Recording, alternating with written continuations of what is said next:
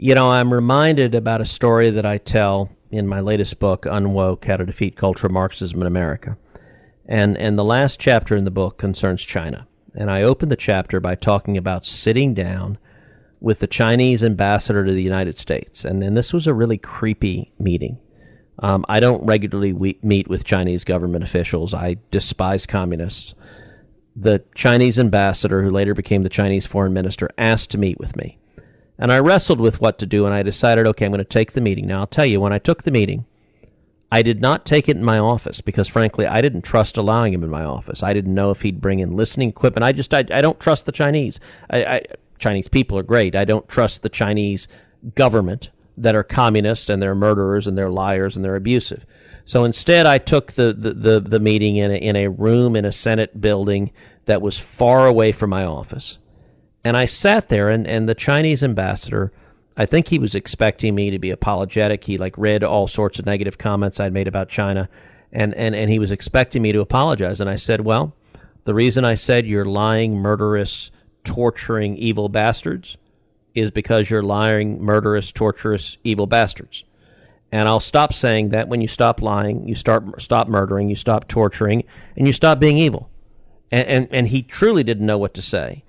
But the reason I draw that analogy is I called him out for genocide.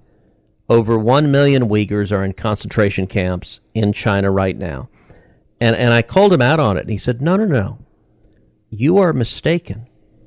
Those are not concentration camps. You see, these people refuse to acknowledge the legitimacy of the Chinese Communist government. So they're obviously mentally ill. So we have put them in facilities to give them treatment, to help correct their mental illness.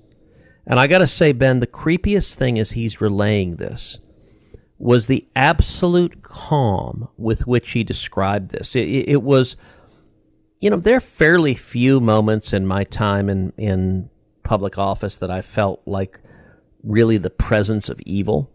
Yeah. And Hannah Arendt wrote about the banality of evil, about how Nazis, they weren't all just comic book villains like, the Joker and Batman.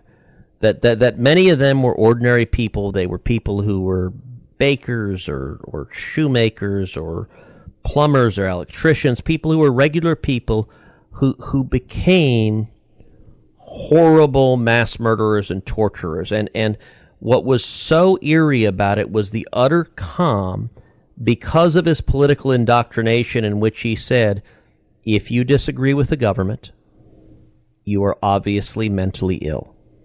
And we are going to put you in a camp to treat you, to cure you of that illness.